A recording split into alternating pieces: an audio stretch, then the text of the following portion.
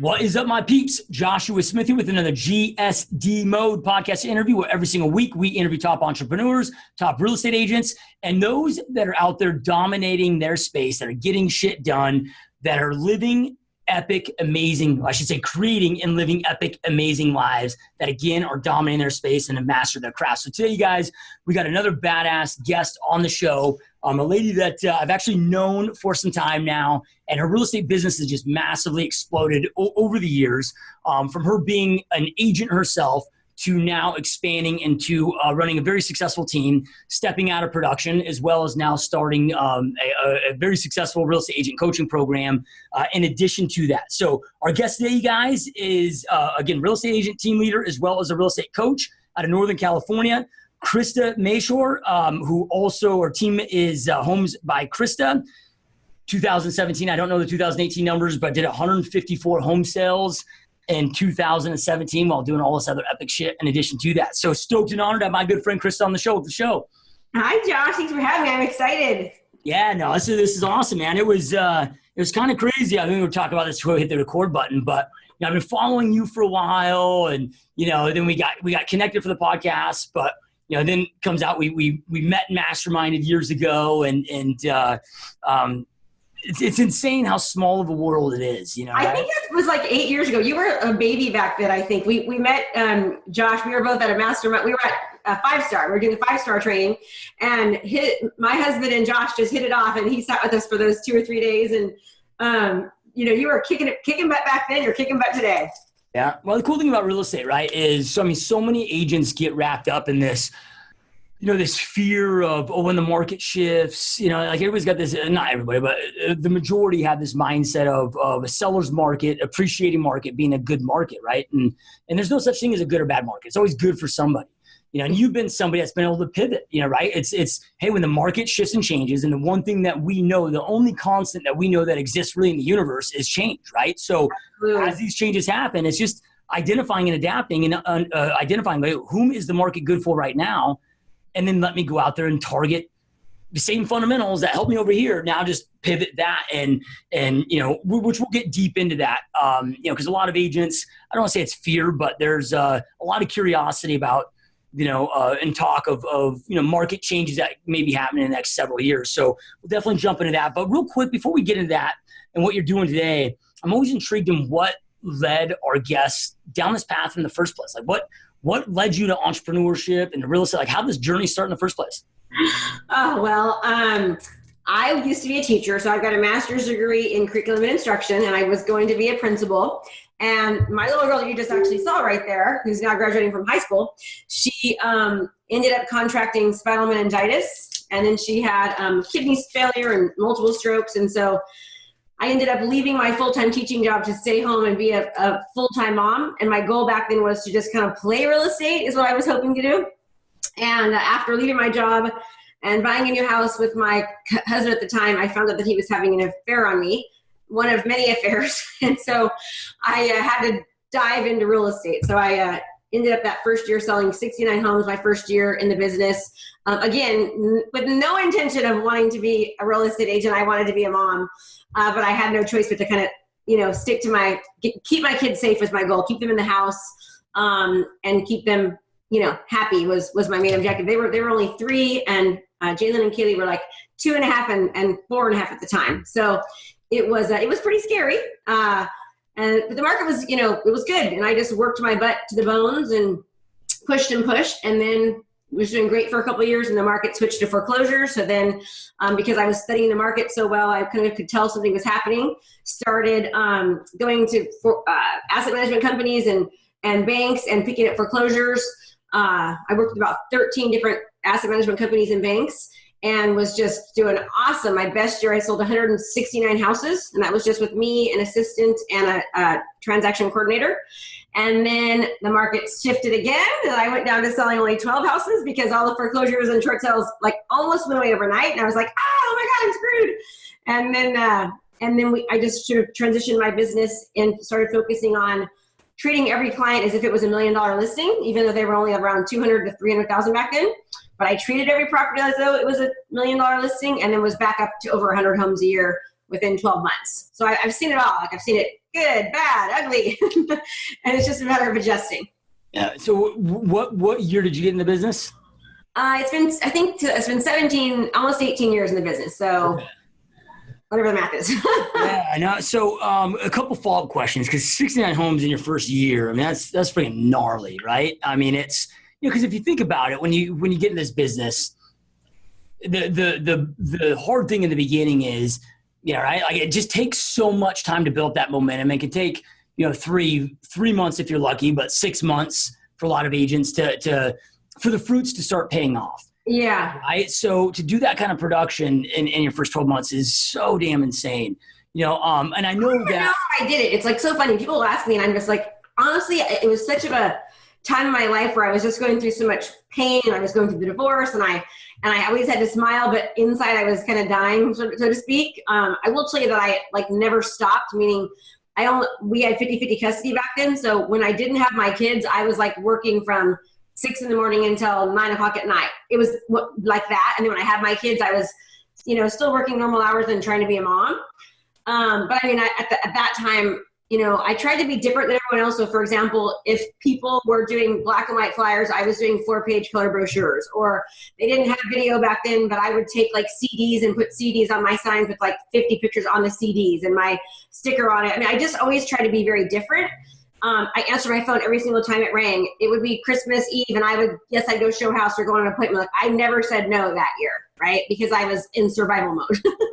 Yeah. So then going through that, because I mean, we could break down tactics all day long, time blocking, lead, right? But that's where it all starts, is up here, right? And like you said that, I mean, now this was not the original intention of getting in the business, but lifestyle change that forced you to I guess, adopt a different philosophy and get shit done, right? At an intense level.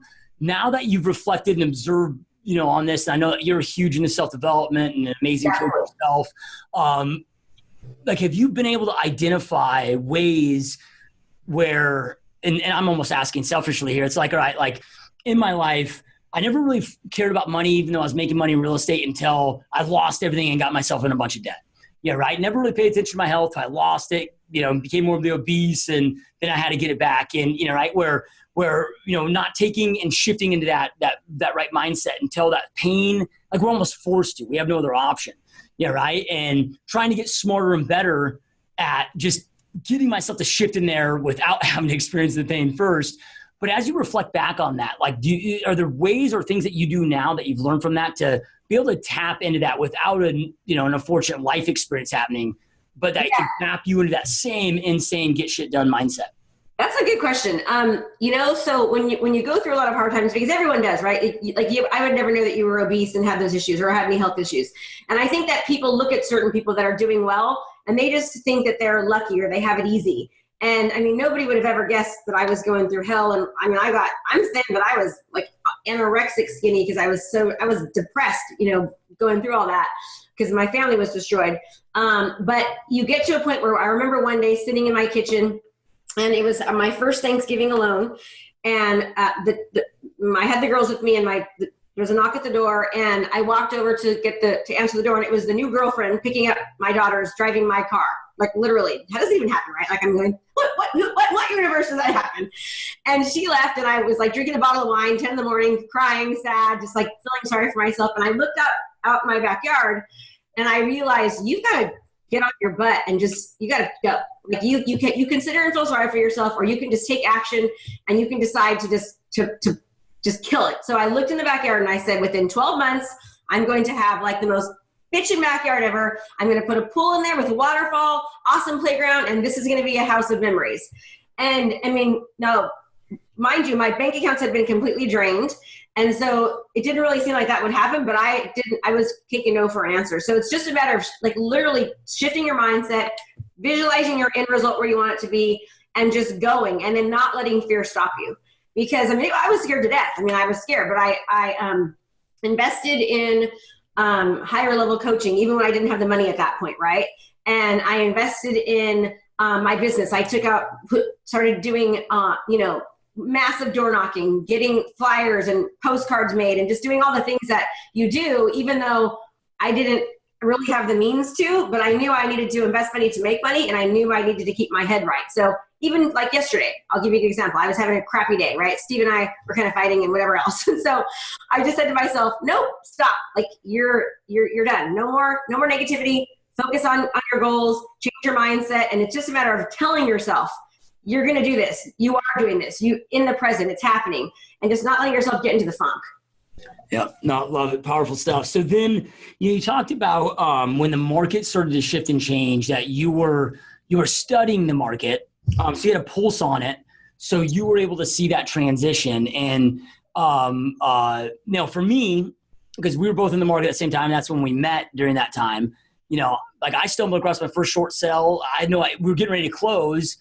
And the title company's like, well, where's the money from the sellers? And they had taken out a line of credit that they didn't disclose to me. I didn't know as part of the house, whatever. And so I stumbled into my first short sale. And then I was doing a bunch of expires turned into short sales. And then I had a mentor that was like, getting an REO right now. I would have never probably guessed at that point to make that shift. So I kind of lucked out, where yours was very strategic. What did you do, and what kind of recommendations, and like what are you doing now to watch the market so we know? Because when we're not paying attention, it seems like these markets shift on a dime. But if we're paying attention, man, you might have months and months and months, if not years ahead to anticipate it, right? So can you just kind of elaborate and give any advice on that you have? Tons of research. I mean, so reading articles from Inman, reading articles from the National Association of Realtors. I mean, looking at mortgage notes, and when mortgage notes are expiring, seeing why it's all of a sudden taking, there's a lot more inventory entry in the market, and it's taking less time for it to end, right? The absorption rate is increasing. Those are the kind of things that I looked at, and I just could tell, like, oh my gosh, all of a sudden we have an increasing amount of homes for sale, and the drops in price are 80,000, 100,000, right? We're in trouble. And so it's just a matter of always educating yourself. So I set up my work week for success every single week, right? Mondays are for client communication, current client communication, and researching what's happening in the market, like educating myself, looking at trends, as well as looking at what new technologies are there. How can I improve my business? That's Mondays. So you've got to set up your week, and like every single week, to study what's happening out there, and not just read articles, because all the articles have been saying lately, oh, the market's going to crash, we're heading in for blah, blah, blah. But if you really read the research, that's not really the case, because we're doing better now than we were even when we had the crash. And so people are taking money out of their homes right now, but they're taking that money to pay off credit cards, to pay off debt. They're not taking out the money to buy boats and to live lavish lifestyles. Whereas back in 2006 and 7 and 8, they were taking out money to buy boats, right? People have gotten smarter. So it's just a matter of Keeping Current Matters is an excellent source of, I've subscribed to Keeping Current Matters. If you guys subscribe, just say, Krista told me to come, because they give me like a free month or something like that. And, which I always loved seeing that free month, but, reading all their stuff and reading their reports, and then seeing where all the different sources that they say they got them from, and then going to those sources and then digging deeper. It's a matter of, like you, Josh, how did we meet? We met at a convention. We met at an event where we were trying to better ourselves. You have got to continually better yourself in every aspect of your business, and never stop. I mean, it's kind of like you do well and people stop. Well, you do well, you need to keep doing what you're doing to get you there. You need to keep learning, keep educating. I remember my dad said to me one time, I was going to a conference, and he says, why are you going to the conference? You're in the top 1% of realtors across the nation. I'm like, well, Dad, that's why I am in the top 1%, because I go to conferences, Yep. Love it. So then, because the opposite kind of happened when the REO recovered, where you went from massive production to only selling 12. Now, was that a thing of, because sometimes it happens to all of us in our business, like we can't be a prophet in your own backyard. That's why we all have coaches in our own business of, it's easier to give advice than take our own advice at times, where, maybe we're so busy and wrapped up in the business that you weren't watching the trends. Or was it a thing of it corrected so fast that there just wasn't enough? It almost seemed like it seemed like overnight to me, right? And I was so engaged. It's like in selling the real estate, REOs, like you're doing 100 BPOs, you're paying for the invoicing alone when you're an REO agent, just paying back the termite inspection, all these things. It's a nightmare, which, by the way, I lost so much money because we didn't do it good enough. We lost tons of money. But all of a sudden I was like, oh crap, like all these things. I had the HUD account, right? I had HUD. HUD was almost so hard to get. I had the HUD account dried up. I was the number one REO agent for Wells Fargo. Boom, done, done. I mean, it just seemed like it happened so quickly. And I was like, holy crap. And I remember one time going on an appointment, it was a normal listing, and I lost the listing. And so I called and said, hey, just checking in, why didn't you hire me? And the agent said, well, the last guy said that you were the foreclosure REO queen. And I was like, oh crap, I am the foreclosure REO queen. And so that day I did research on different trainings, and I signed up for the Institute for Luxury Home Marketing, like 2-day course in San Francisco, went there and completely decided I'm changing my business model. Met with one of my lenders, said, hey, you want to do this with me? I have this plan. We're going to start marketing in these 2 neighborhoods. We're going to send a postcard every single week. We're going to start doing video. We're going to just dominate. And she looked at me like, are you crazy? And I'm like, no, we're doing it. And she just actually 2 weeks ago called me and said, I remember that day, Krista, you sat there, you weren't scared. She goes, you actually were scared. And I started to say, you know what, and then I stopped myself from repeating it. And I said, I'm not going to say that because it's not going to happen. I'm not going to bring negativity, right? But I changed my business. I went from only selling short sales, only selling REOs, to treating every listing like $1 million listing, doing 4-page color brochures, doing a full video tour, right? Drone footage, everything, utilizing social media, and just when it wasn't even really being used back then, it was so new. But just saying, hey, this $200,000 home, I'm going to put in, $600, $700, $800 of marketing to then market myself and show why you want to hire me over somebody else. So it's always about, when you notice something wrong happening in your business, being willing to adjust and make the change, and always trying to do something that no one else is. Like, the best way to stand out and to make more money is to spend more money to market yourself and your properties so that people take notice, right? You've got to stand out amongst all the noise. And I think that was very, very helpful. Yeah, love it. And what's so cool about today, and we'll jump into this a little bit later because I want to kind of go through your journey of starting a team and, so kind of put a bookmark in this. But, it used to be, there's a saying in real estate of you can either be rich or famous. You just got to pick which one that you want, right? You can't do both. Meaning, you invest a lot of money in branding, bus benches, billboards. At one point I spent $100,000 a month on TV, radio, wrapped helmets, moving trucks, and I buying that market share. I did that too. Right? Or but we were doing a lot of production. I was 180, 200,000 a month. So, but it still wasn't smart, right? Or you could invest in marketing. Well, the cool thing about today is you can and should be doing both with digital and online, which I know you're a rock star at, which we'll talk about today. Right? It's easier than ever before, right? So I love it. So, which again, I'm going to bookmark that because I had a lot of questions about, because I've been stalking. I've got swipe files of all your emails, your ads, your Facebook ads, right? I copy the doers, man. And the cool thing about it is I don't have to come up with an original thought, man. I just see rock stars like you, what you're doing. I just steal your concepts and it works, right? So, all right. So market covered. Treating every listing like $1 million listing, meaning not the human being like better service, but you meaning from marketing. Like, I'm just going to I market like crazy. Mm-hmm. Yeah, right. Which then got you 100 deals plus a year. At what point did you start expanding now with your traditional business to starting your real estate team? So I remember probably about 4 years ago, I'm talking to somebody and he's like, you're losing a lot of money on your leads, because I only work with sellers, right? So out of 169 homes my best year, it was like all sellers, no buyers. And I was, how much your phone rings. Your phone rings like crazy and you're too busy to take all the calls. And I felt like if I gave them away, I'd be losing money. But really I was losing money by not giving my leads away. So I hired a buyer's agent about 4 years ago and was like, hey, we'll do, I think I did a 50-50 split back then, 50-50. Every lead that calls me, I'm going to send them to you. And I would talk to the buyers and kind of get them excited, and then I'd pass them on. So I hired a buyer's agent to help with my buyer's leads. And it was just myself, her, but she also did her own business too. So she was her own agent. I just gave her leads. So she wasn't really on my team. It was just someone I passed leads to. And then I had a transaction coordinator and then a marketing assistant. So it was just really the three of us. And then the buyer's agent, just did her own stuff and I gave her leads. Well, then about a year and a half ago, I was like, I want to start coaching, right? I was exhausted.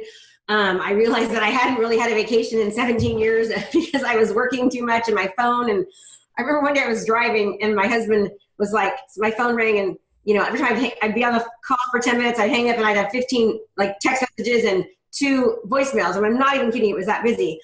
And I was just so tired. He looked at me and he goes, "You are not very nice, Krista, to that person." I was like, he's like, "Yeah, you were kind of a bitch." And I'm like, "Oh my God, really? Oh my gosh." And it made me realize that I was just, I love real estate, but I was tired and I kind of had sort of gotten to the point where, I had mastered it. And, being an ex-teacher, I realized I want to start teaching. So I was trying to coach and teach at the same time. That lasted about 6 months before I wanted to blow my head off.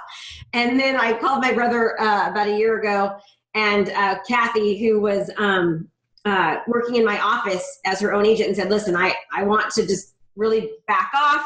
I want you guys to become me. You guys can be a listing agent, like a listing agent. You guys can just go on appointments together.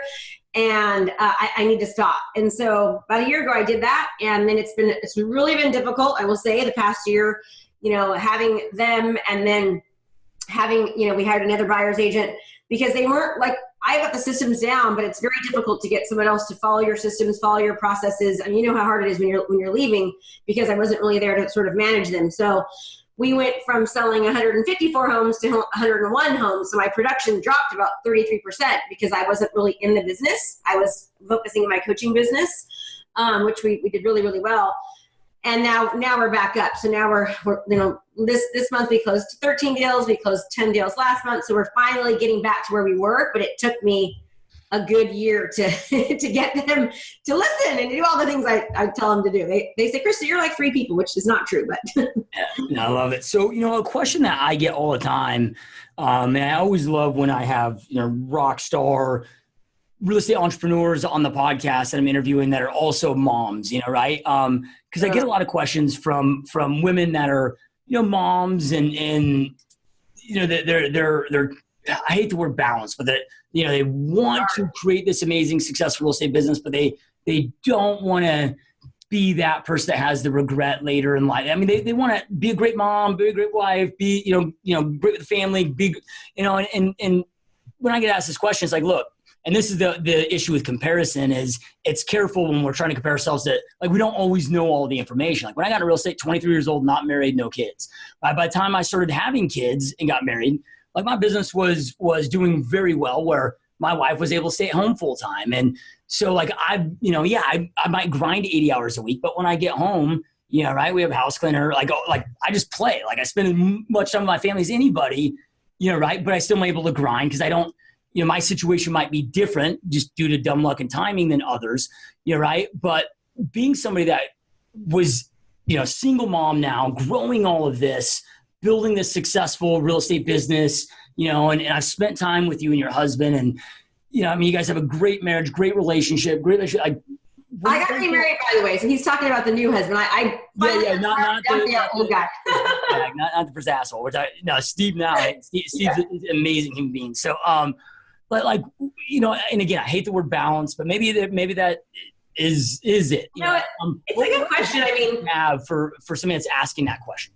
And, for a woman, I will say, like, we deal with that regret a lot. You feel guilty, right? And I'm not sure if men do, but I know women, we feel guilty. And my daughter graduated 2 years ago.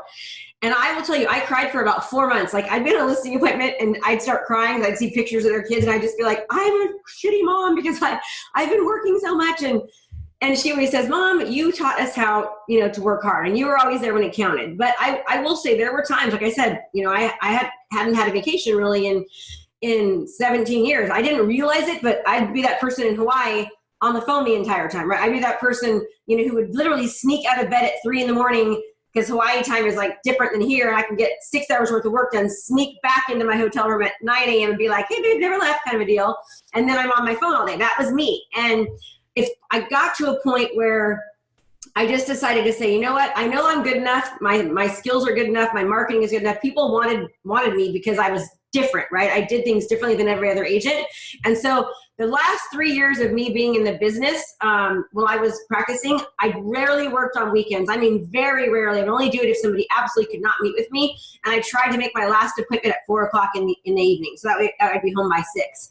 And it worked well. And people would wait, and if they didn't, they weren't the kind of client I wanted to work with anyways, right? It's like, you either respect my time. And I also told them, hey, Sundays, I don't answer the phone, right? Sundays are Krista time, kid time, family time. And they respect it as long as you put up the right boundaries. And so it's just a matter of having and I lost business. I'm sure I lost business because of it. Some people don't understand it. They think you should work every single minute. And those are the kind of people that you really don't want to work with because they have zero respect for your time. It's a matter of understanding, for a lot of years, I was in survival mode, Josh. Like I was kind of living out of scarcity. I was afraid, you lose everything, you gain it back, right? One of the things you don't know about me is that I was in a group home and then a juvenile hall for a couple of months and foster home all through high school. So I had to put myself through college and pay for my own expenses and buy my own car, and nothing was given to me. And so I had that scarcity mode. So when you lose it all and gain it all, lose it all again, it kind of, it makes you work differently. At least it made me, until you finally realize, okay, I'm safe now. I can kind of slow down. And if I lose a little business, it's okay because my priority is my kids. And now, I work from home. And as you know, I'm only working in my real estate business about 5% of the time. I was just managing it, and the 95% is coaching. And so now my younger daughter's like, "Can you please leave, Mom?" She's like, "I can't get away with anything anymore because you're always home, but I'm always in my office like I am right now." So I don't know. It's hard, and it's difficult. I think for women, I feel it, and that's why I cried for those 4 months because I was guilty. I felt guilty for working so much, but it's hard to have true balance. Like if you're doing that much business, it's very difficult to have true balance. Yeah. Well, I'm just from observing what, some of the terms that you used with that, two things stood out was, right. Yeah. You worked a lot, but as your daughter said, you were there for when it mattered. Right. So at some point, whether, you were intentionally planning it out or you just instinctively knew, it seemed like you were able to make sure that, hey, these are the moments that I'm not missing out. Even if I'm going to lose business, I'm going to be here for these moments. Yes. And then I love the Sunday off, right? Of, just, and not answering the phone and just being fully engaged, right? It's like recently, and I'm probably the only freak on the planet that's done this, but I got rid of my smartphone, right? I'm just like, man, these things are making us, they're not smart, they're dumb phones. So I went back to a freaking flip phone. I'm like, yeah, right. I really don't need it. Now I'm with my kids, I'm sitting on my phone. It's not like, this is just, it's making me waste my life. Right? And, it's like, yeah, I still, because I'll get criticized very heavily about my, I work 80 hours a week, but I love what I do. Right. But then people are like, oh, well, don't you, worry about, missing out on memories with your kids? Well, no, I'm just extremely intentional with it. Like my wife and we don't do any outside hobbies outside of family hobbies. Right. We don't do, so you got 168 hours in a week. By the time I work out, sleep, whatever, I still have 41 hours left over every single week to devote to my family. Yeah, right. But it's... And it sounds like you're very intentional about it and you're very present. And that's, a lot of people, they're not very present. I will tell you, I hate the smartphones. And how your kids are young, don't give your kids phones. I don't care that everyone has them. Do not give your kids their phones until they're 18. I'm telling you. You want to save yourself a lot of heartache and sex pixing and all that stuff. Don't give them phones. Yeah, love it, dude. So then, all right. So then you're at the point where you you start transitioning out of production. You've got all this, everything essentially delegate outsourced. The proven process being followed. But you took that dip and you talked about that's a huge dip. I think it was like an $800,000 dip, right? Yeah. And you talk about how, so many times you would slip back into that scarcity mode, what allowed you to stick through it instead of just say, man, I got to jump back in, right? Because a lot of people might going from a 30% dip in the first year of doing it. 33. Yeah. Right. So, what kept you having faith of not jumping back in? Well, first of all, I'm really passionate about people. I love people and I missed teaching and I knew I could make a difference. And I'm super excited when I am, So you got to understand. How it is when you're starting a coaching business. First of all, your real estate business crashes because you're not there. Okay. Then I'm taking money out of, savings and houses or whatever to pay for my coaching business. And it took me, and I had to give my program away for free. I mean, literally when I first started, I gave my program away for free because I needed to get people to get testimonials. So here I'm giving my program away for free. I'm working that. I've got the sales girls calling me crying after 5 months. Like, I can't make a sale. Like, oh my God, I can't do this. Like, I remember telling her, Nicole, put your big girl pants on, stop your crying, get back out there and push. We've got something here that works and we're doing this. And she's like, can I just need to vent? And then we just kept going. And all of a sudden, what happened truthfully is this, now that I think back, is I was still kind of in scarcity mode. And I remember here I am telling my students to like live abundant lives and to not be, not have the scarcity mindset. But I realized that I was still having kind of the scarcity mindset in my own business in coaching, as I wasn't really like sharing in my own community as much, And I still, we still limit the amount because we are still practicing just kind of to help my company. But we've taught people right in our own cities, right? 5 miles away, like a lot of clients. And so one day I just made this public announcement and said, hey, I want to apologize and make a confession that I have been kind of holding back. And anything you need, in the real estate, let me know. And like when I did that, and then also went to EMDR, which is something awesome if you've ever not done it, but it's like I went to counseling and they do this activity called EMDR. And what they did was they helped me realize that like the scarcity and stuff that I was feeling and the lack was from when I was in the group home and the foster home and from it's not really who I am presently. And they really helped me realize who is Krista today. That scared person is somebody that was, a long time ago. They're not the same. And once I kind of identified that and then realized to open myself up more to my community locally, my business just went crazy on the coaching side. Yeah, love it. So then as you transition to the coaching side, I mean, you talked about your teaching background and the reason that you had to transition from that, into real estate, which again was, wasn't like, oh, I'm burned out from teaching. It was, how to do it, in the time frame and whatnot of like during that time, like I got into real estate, just an example, only to use it as a stepping stone to raise capital to start a health club. I always thought I'd be in the health club business. Yeah, right. And a couple of years ago, I got back into the health and fitness industry as well. And but I always had that burning desire to get back. Like, during this whole time, like, did you still always have that burning desire to teach, or what was it specifically that led to you, with the coaching stuff? Because you're just crushing it with real estate stuff.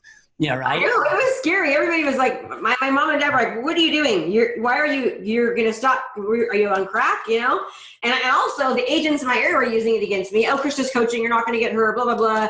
I mean, it was hard. My husband, who is awesome and super supportive, was like, okay, babe, you're really, I mean, it was scary. It was scary for me, but I just knew I had to do it, Josh. I can't explain it. Like, I love teaching. I mean, when I'm up there teaching and coaching, that's when I'm at my best.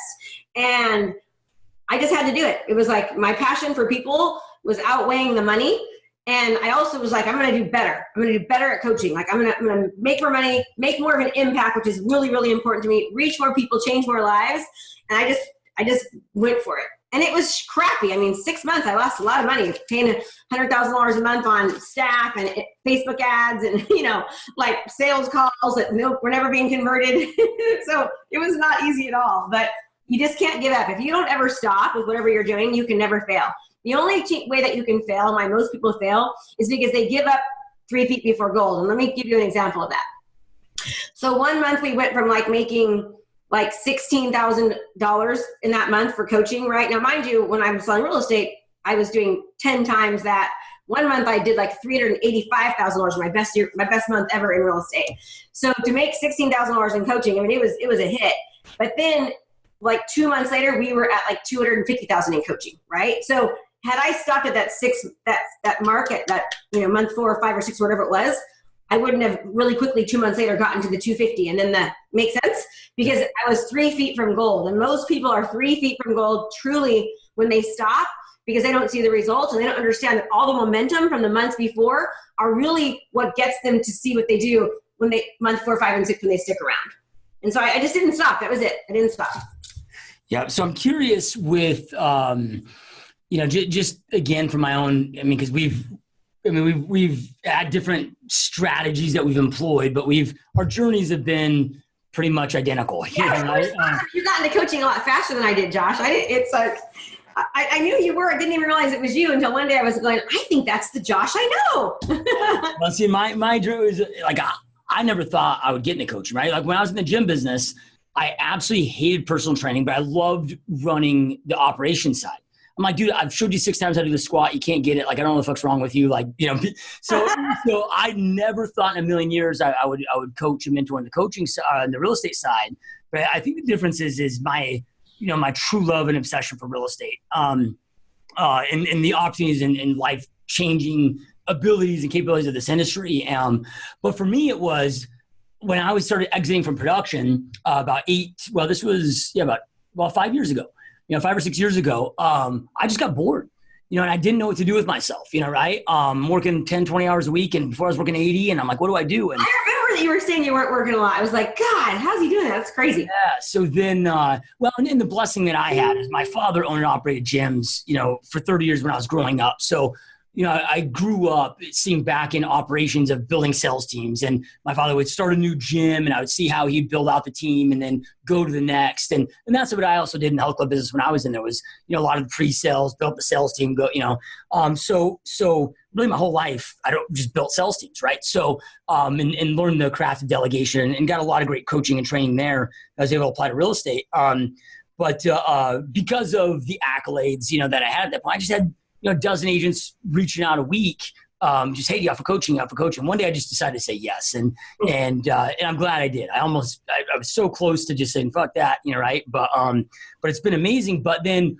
on the coaching side, like I always, like tracking in a real estate business, like, I'm a tracking data freak, but the data and tracking that I've had to do in a digital online marketing business, plus now I own, e-commerce businesses and whatever, is taken to the next level, as well as learning online marketing, and which has helped me then level up so much more massively in my real estate business. And and I've seen a lot of your funnels and what you do. I'm just curious, like, what are some of the biggest learning moments or takeaways as you've been building the real estate company that you've been able to apply over here to the coaching company that you've been able to apply to your real estate company?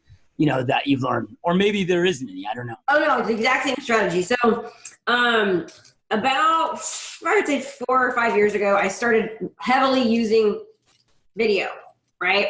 So video, and then in utilizing the video also online with social media, right? Online presence. So many people will do video and they'll post it on their Facebook page or business page, but no one sees it because Facebook's an algorithm. They want your money. They want you to pay to play. So they're only letting about 3% of people see your stuff, right?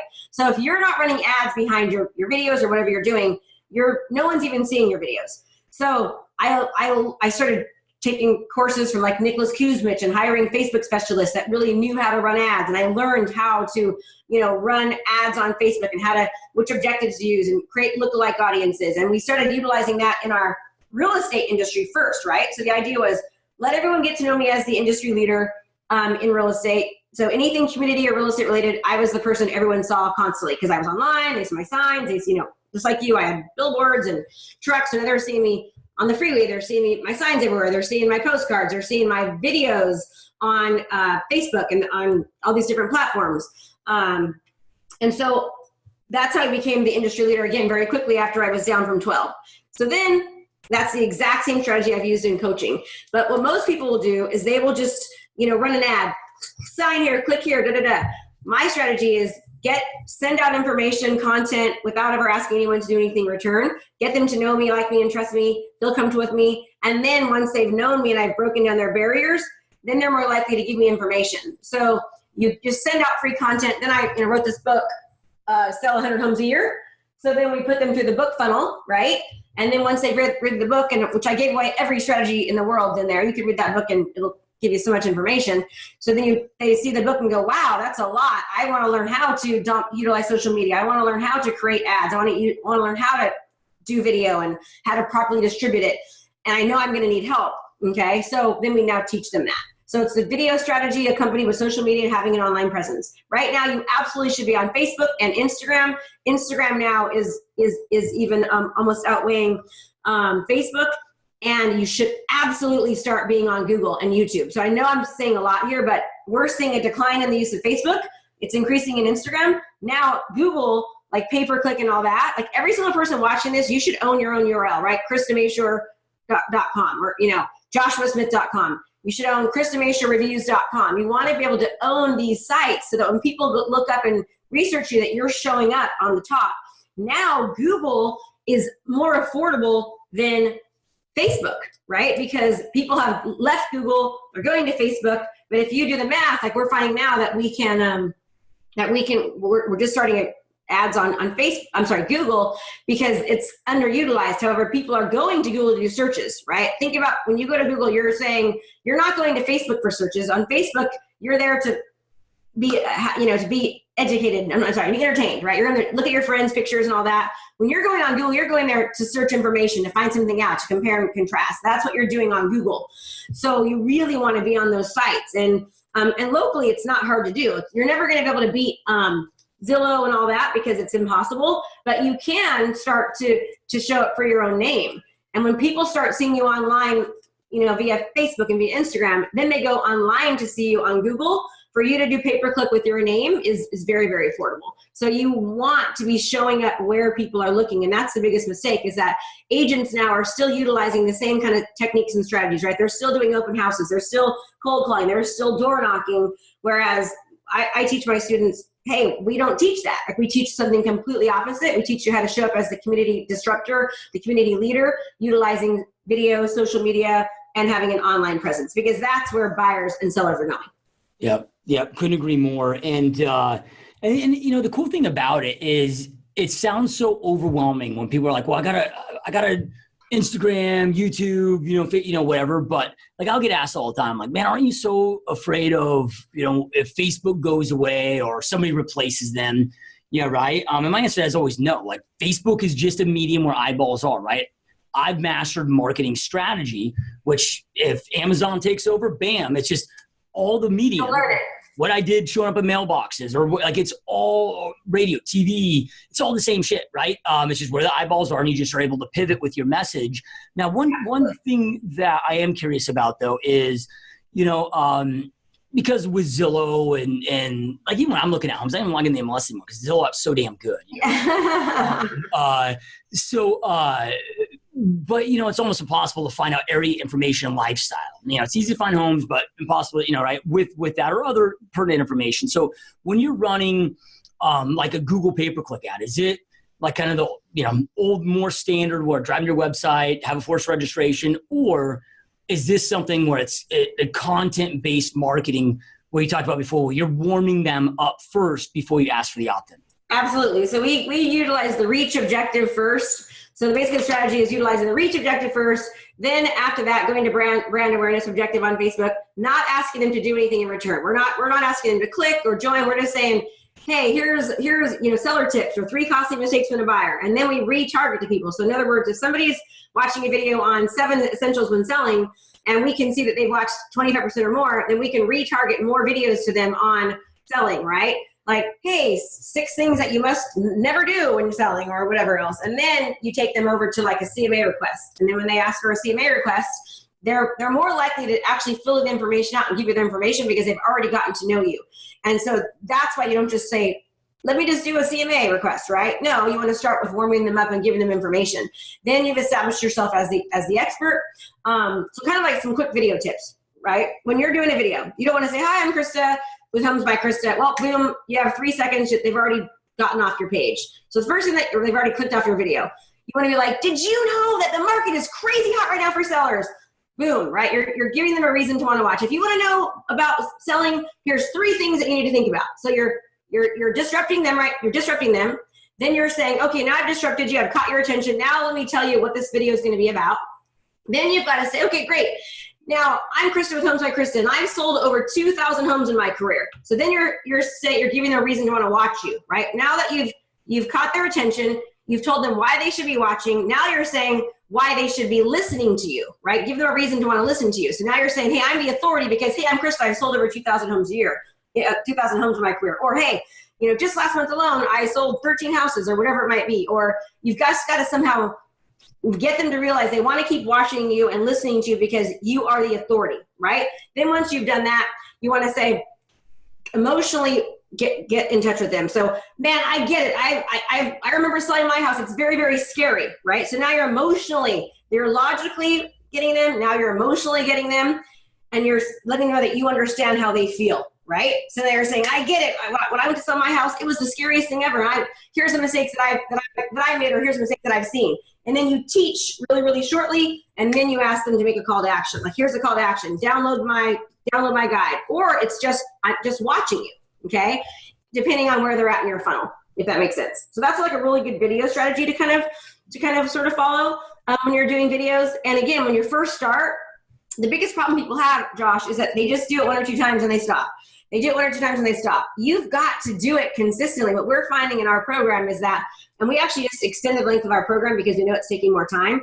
And you got to think about when you're on Facebook or you're on, Instagram or YouTube or whatever it is, how much distraction there is. Like, the idea is to get people to want to finally stop the scroll. It takes about 12 times for someone to see you before they finally will stop and go, who is this person I keep seeing? Now that it's taken 12 times for them to finally click on you, right? Then you've got to now earn their trust. Then they start stalking you, looking at your business page, looking at your Facebook page, looking at, doing this. Then now that you finally caught their attention, you've got to develop the trust more with them. And so that takes more time, right? Then once you've developed the trust, then you say, okay, it's kind of like dating, right? You're not just going to go in and jump in the sack on day one. You're going to take your wife to coffee. Then you're going to ask to hold her hand. And you're going to maybe take her to dinner.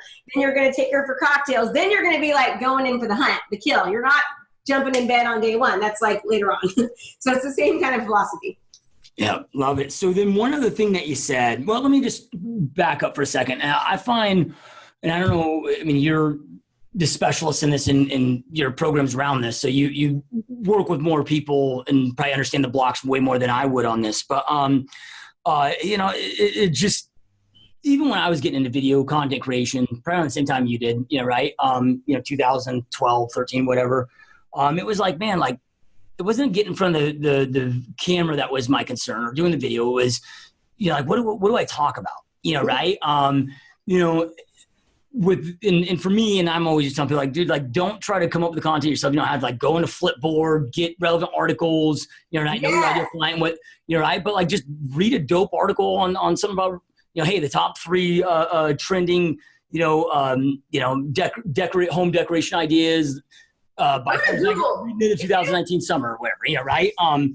Right? But anyway, with that, like, as far as, because as we're doing these consistently, right? Like, it's hard. We think about so much shit in our business, and anyway, like, how can you get that content? And I know you shared Keeping Current Matters and other things too, but, like, what are some recommendations there to come up with content ideas?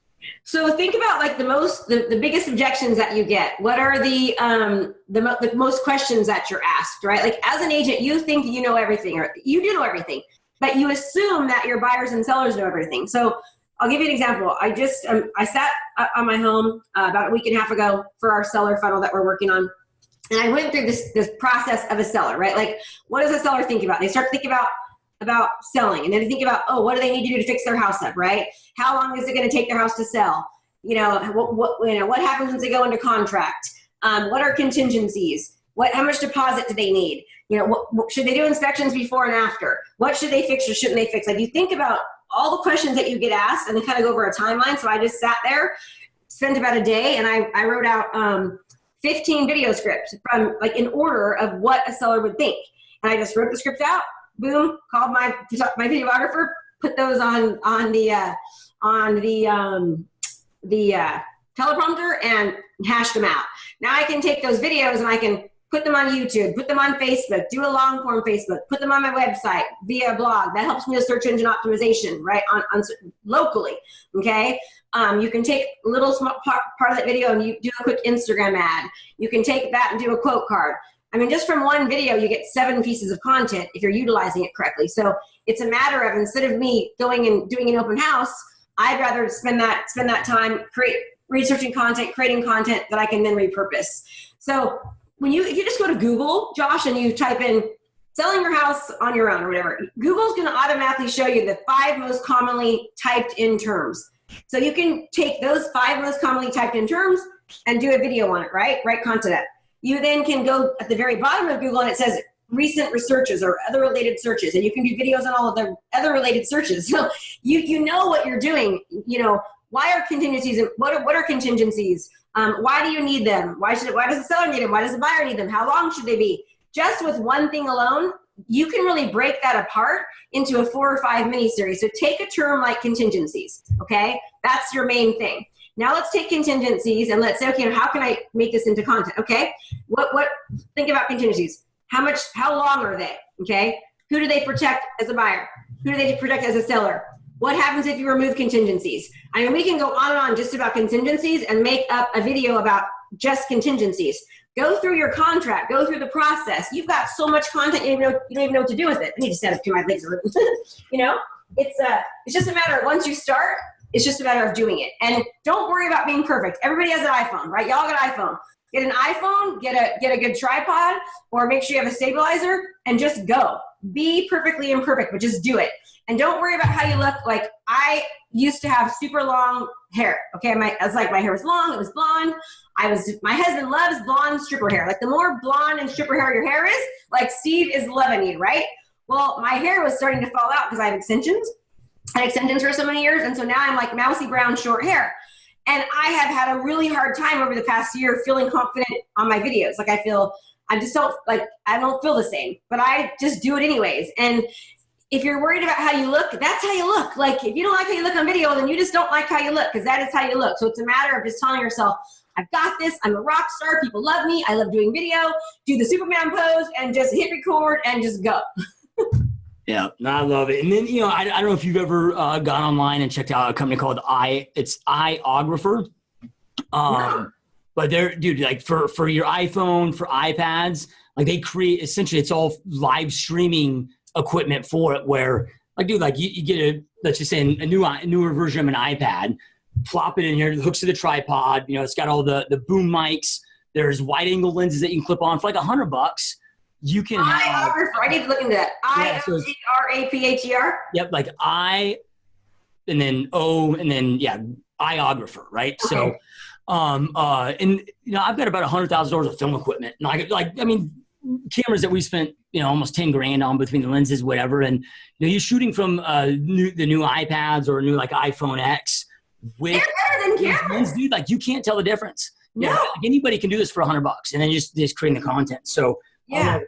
One more thing about video. So don't just talk about real estate. Like, your goal is to be the community market leader. That's what we call ourselves, community market leader. So you want to be, someone thinks about real estate or community, they want to think about you. So you want to be doing things like, going and doing videos of the local hot spots or dog parks or the best place to take your wife on a date for happy hour, fun things to do with the kids on the weekend, new things, new local attractions. Like, be that person that is the information resource. You don't just want to do video. You don't just want to do real estate. You want to do everything around the community. And it's as simple as you go with your wife to eat and you're like, hey, I'm over here at BJ's and oh my gosh, I just got this awesome hamburger and it's Tuesday nights and they're half off. Buy one, get one half off. You guys got to be there. See you later. Have a great day. Boom. It's as simple as that. Like, telling people about things that you're doing. And then also, you don't always want to have this high production video. People love it when you're vulnerable. Some of my best videos are when I'm just like, barely, no makeup on, hot mess, in my pajamas, like something comes up. And I don't do as much of those anymore because I've been just busy, but those videos do better than the high production ones. So, and we're really seeing that now. We're seeing that, more authentic, raw footage is doing better than high quality done for you. So just start doing it. Like, I'm not kidding. There is going to be more video content. Okay, so this is a true statistic. There's more video content uploaded every 30 days. Okay, then there has been in the past 30 years from all the local TV, ABC, NBC, CBS, all of it. So 30 years, all those big TV companies, right, or whatever they're called, more in 30 days than in the past 30 years from all those companies combined. So it goes to show you, like, kids aren't even watching TV anymore. My kids don't even have, cable. Like, my daughter lives with her boyfriend, no cable. She just has her phone. She's got Netflix. She's got, YouTube. That's where people are.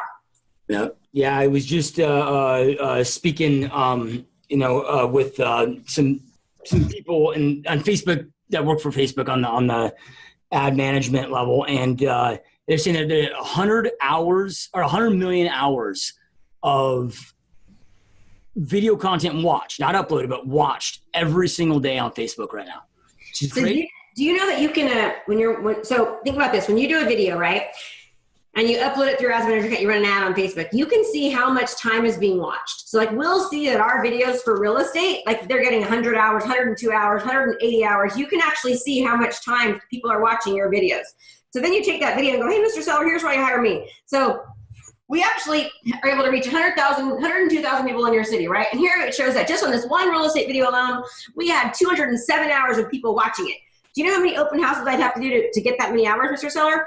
About 5 years to take me, okay? So it's a matter of showing them why you are different and why they should be using you, because you're able to expose their property to the masses, both locally and out of the area. You can show them how much reach, how many video views, how many people saw it, how long. I mean, that's powerful. Whereas most agents are going there and just saying, oh, I use Facebook. Okay, well, show me how you use Facebook. So I always tell my sellers, hey, don't let somebody tell you that they're utilizing social media. Make them show you, because if they're just posting on their page, they're just posting on their business page, no one is seeing it because you have to pay to play.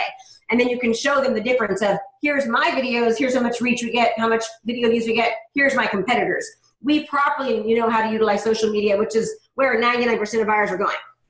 Yeah, love it, dude. So then one other thing that you said on your video Facebook funnel, you talked about top of funnel, or the first with a reach campaign. So I'm guessing that's going to be cold audiences, right? Once they hit 20% view or whatever, that's then when you move into a brand awareness. Yeah, but we try to wait 3 to 4 weeks. So you want to make sure 3 to 4 weeks, you want to have at least a 5,000 people reach, which would be very easy to do. So once you're reaching about 5,000, maybe 10,000, depending on how big your area is, then you could move to brand awareness.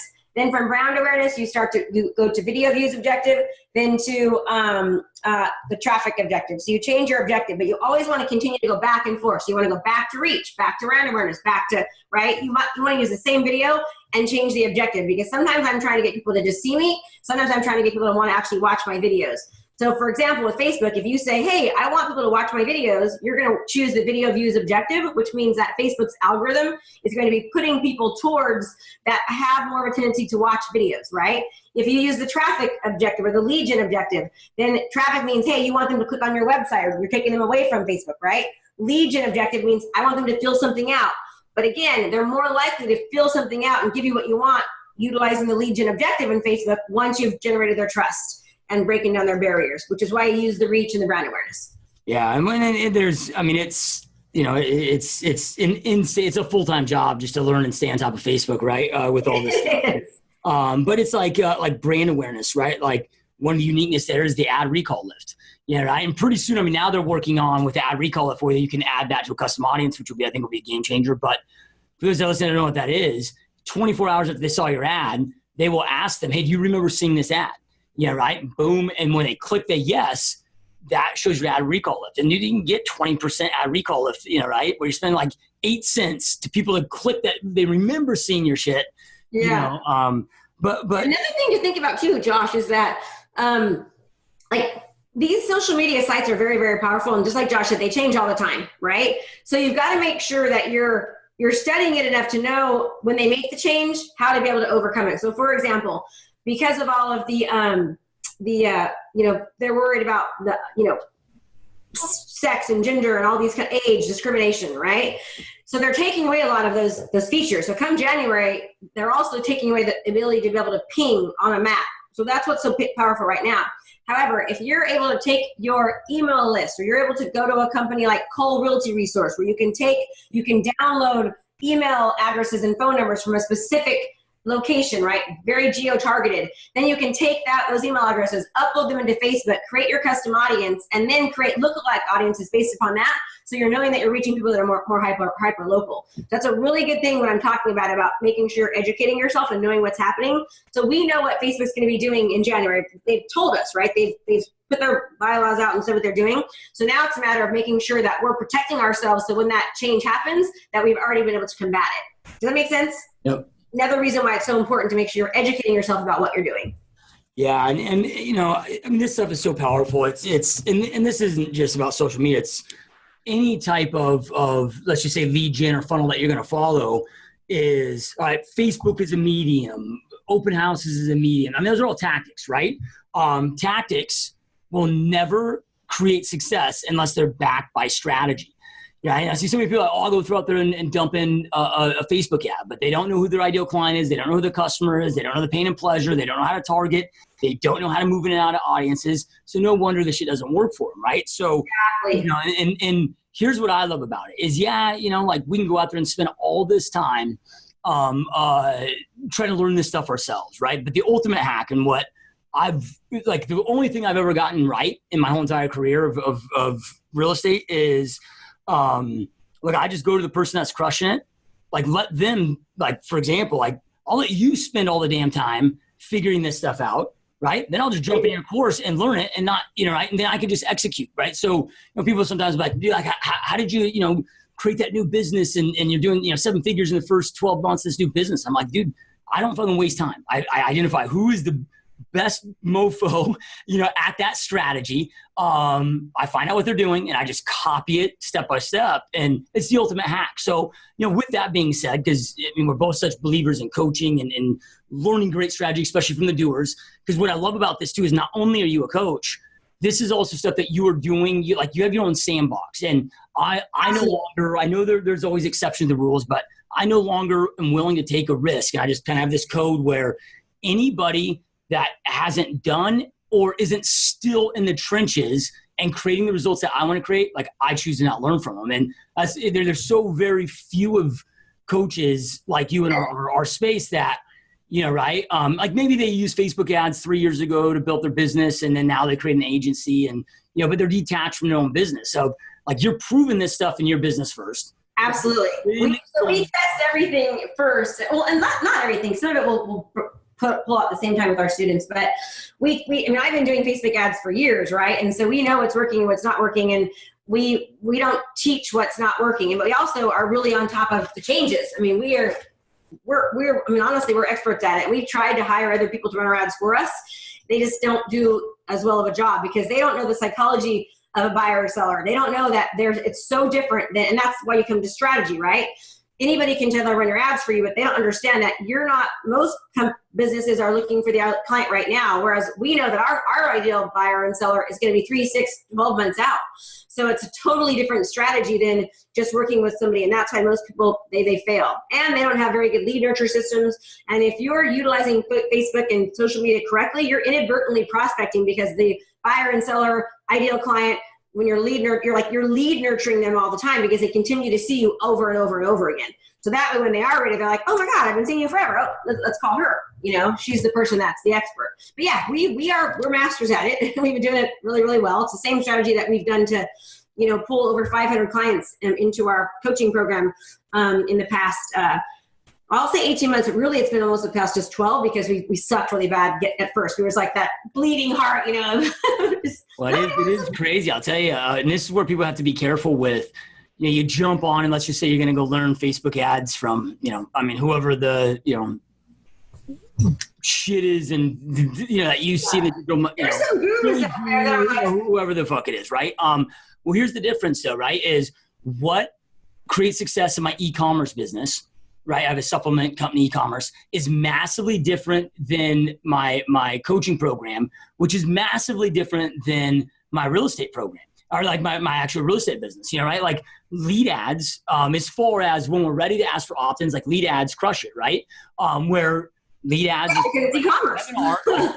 So it also is just because this person is a player and they're known, I don't know, maybe you're taking a Frank Kern course, right? Well, dude, if he hasn't crushed it in your niche, I've wasted so much money by that of hiring, this person's Ryan Dice's Facebook guy. I'm going to hire him and they fucking suck.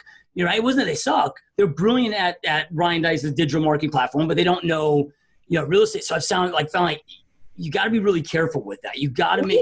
Oh my God, we've I'm like you. I follow other people, and there's so many people that are like, oh, they're the real estate Facebook guru, and we're like they're teaching it wrong. They're teaching it wrong, and they're still so under advanced. It's really kind of scary because they're taking a lot of people's money and not really getting results. So you absolutely do need to be careful. Look at reviews, look online, see how people are doing, and of course, everyone's going to have haters, but if the overall is good. like we have people that are in our program that basically say like, oh my God, I feel like I'm learning all over again. Like they're really learning digital marketing, right? We're teaching them how to market in the 21st century. So we have agents that have been in the business for 15 years and they're like, holy crap, I did not know what I didn't know. Like they have no idea.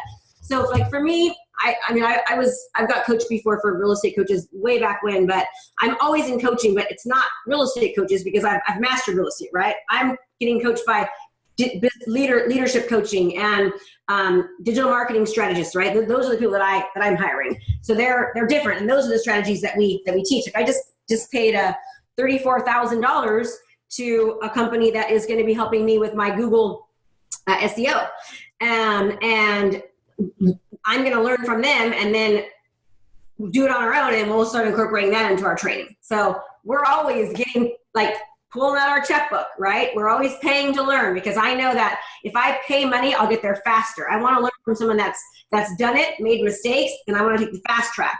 So I am very much willing to spend the money to make the money, right? So I always tell my students, I eat my own dog food. I tell you that you need coaching, you need help, you need mentoring, because an idea is great, learning is great, but if you don't have you need help, you need coaching, you need to learn how to get there, you need questions answered, right? And I know I always have too. So the reason I've always been able to do well is because I absolutely invest in my business. I invest in myself. I spend money to make more money, right? I spend money to lose it too, but the ultimate goal is to spend it to make it. But you have to. I mean, it's impossible to, everyone, I want the skill to make the money, but they're not willing to pay for it. Like real estate agents don't understand it. They're entrepreneurs. They're business owners. They have to spend money. Like if you go and get this, like I know a guy that spent like $275,000 on a coffee cart, like portable coffee cart thing. That's to make like $5 a cup of coffee, right? And that's a huge investment. But real estate agents don't want to invest in their own business to make $3,000, $20,000, $50,000, $30,000 in commission, right? You know, what's the average commission? $6,000 across the country, probably. Yep. But they don't want to. You know, they want to make all this money, but they don't want to invest in the skills to actually help them make more money. It baffles me. Yeah. Now, I've just kind of always followed as for self-development, you know, Jim Rohn's philosophies of 10% of your gross revenue of your business is allocated to self-development. And as you grow and expand, I guess harder to invest in yourself, but now you can invest that in your people and, you know, whatever. Yeah, I do that. I absolutely do 10%. Absolutely. I mean, it's again, it gets, you know, like last year I spent just over $250,000 in coaching and consulting, but all of that, maybe half that was me, but then it's investing now in my leadership team and others. And then, you know, I recently heard that in addition to that, so it's 10% of your self-development, learning the strategies, whatever, and then 10% of your budget, or at least your marketing budget for just testing. Like, it's just like, hey, like this is just waste money, you know, or whatever, just to test. Yeah. Right.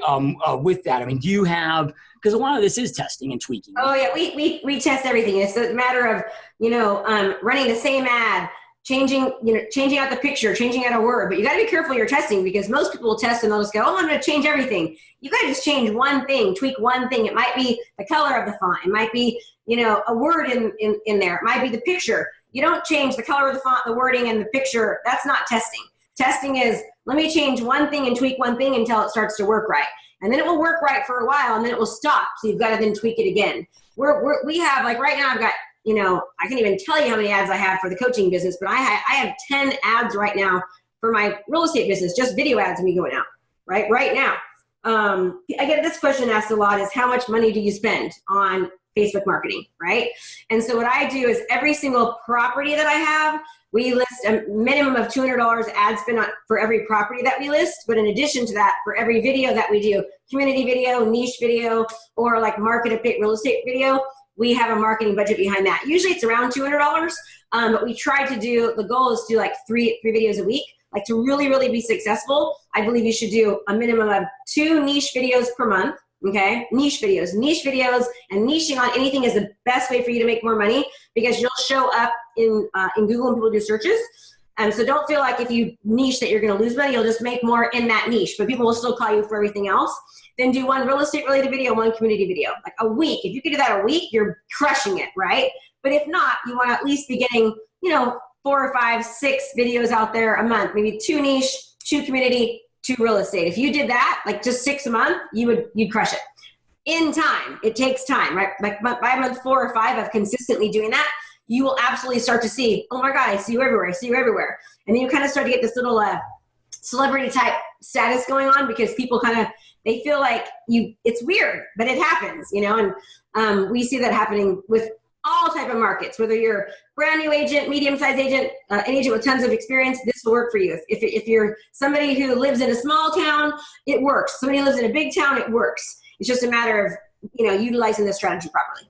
Yeah, love it. Do you have a recommended scale strategy of, I know it's different also based on the level that, like with me being out of production, having the staff that I do, and then paying an ISA, paying the agent, it's like, I'm lucky to get a 25, 30%, profit margin, leads that I'm even providing, if that, right? So like I'll do, our kind of scale spend is, we do an average spend of $100 as far as scaling up per appointment set. So 10 appointments set, a G, right? Because we're at 4.7 appointments set per closing.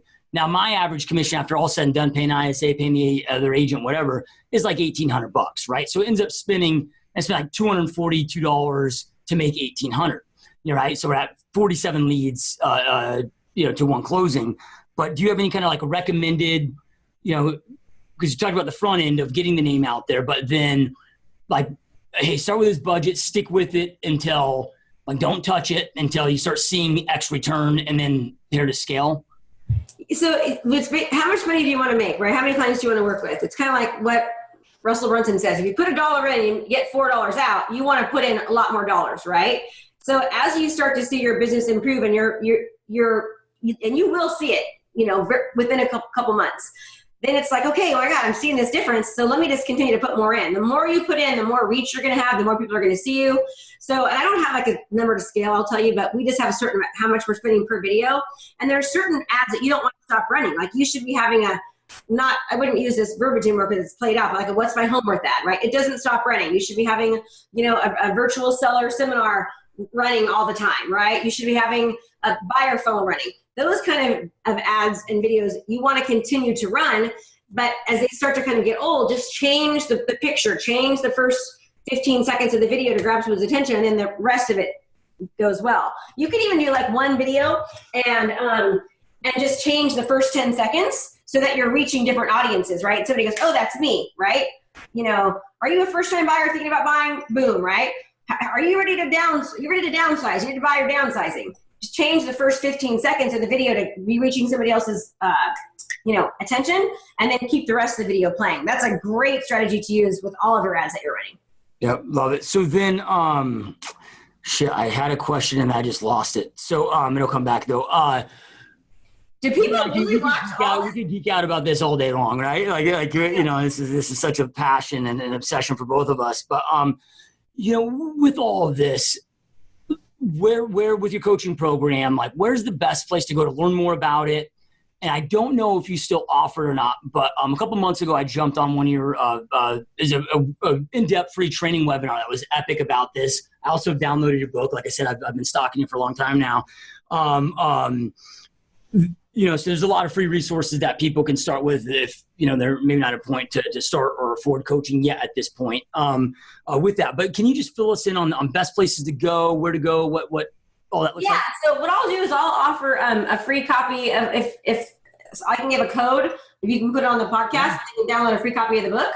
With that being said, just know that I will get your email address and then I will stalk you. So you'll start to see my ads pop up on there, but you can get a free copy of my book, Sell 100 Homes a Year. We also just launched this new book, 3 Clients in 30 Days, where I interviewed 23 top producing agents in the top 5% to 1% in the nation, what their skills and strategies are. So if they knew nothing and had to start from scratch, what would they do to get 3 clients in 30 days? But this one I would say is better, to sell 100 homes a year, how we use engagement marketing, technology, and lead gen to sell 100 plus homes a year every year.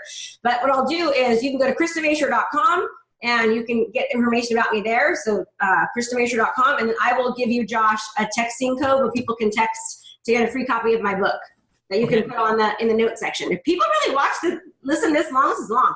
Yeah, you'd be amazed, man. Our average podcast, so I know this might be going a little, I haven't been cognizant of the time, but yeah, our average podcast is like 115 minutes. Wow, gotcha. Yeah, right. I think the difference is too, is like we really vet who comes on, right? Like we don't allow charlatans, and then, we don't run ads. Like we just deep into the content. And there's so much value. But yeah, like 140,000 downloads a month just from these podcasts, right? That's awesome. Good for you. I'm proud of you. Yeah, no, it's been awesome, man. All right. So, so we got the website. Click the opt-in with that, which will have all that. If you're watching on YouTube, it'll be below. If you're on iTunes or Stitcher, we'll make sure it's all in the comments there. Wherever you're at, or if you're on the website, there'll be a button right below to click and check that out.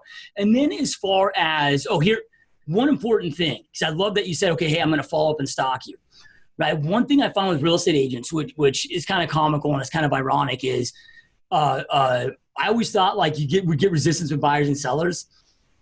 You get way more resistance with real estate agents, right? Yeah. So pissy if they get an email a day or whatever. And like they are more sensitive about getting sold to than anybody else I've ever dealt with, right? But I always tell people, like, you got to learn to be an observant consumer machine, right? Like observe your own behaviors and start studying. So like when I'm opt into your list, right? Like I'm going to maybe read the content if you want to take your program, but even if not, man, like I'm in everybody's list. Right? Every top agent, like I go in there, man, I study, I save their emails. Like if it, right? I just study.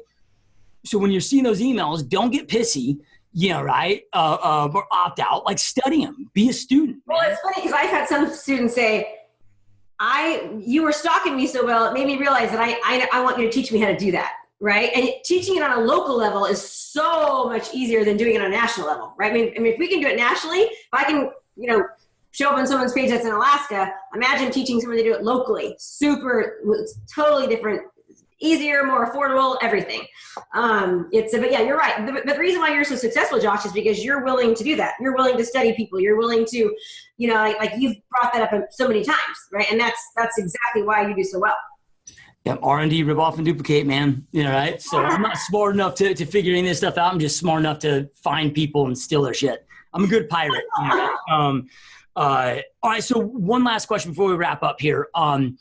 Knowing everything that you know now throughout your 17-year-long career, Krista today could go back and have a conversation with Krista 17 years ago when you first started out, and you could give yourself one or two pieces of advice.